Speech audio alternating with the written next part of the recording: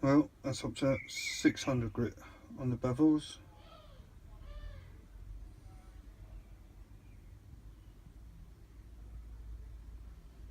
Coming out all right.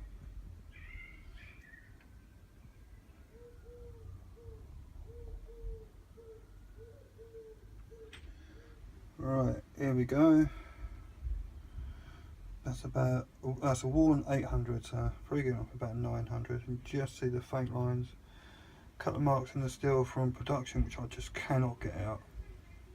So they're just going to have to stay, because it'll take too much of a blade away to get rid of it.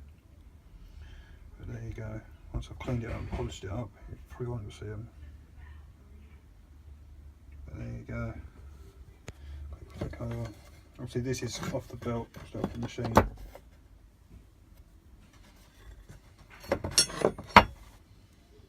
So there you go.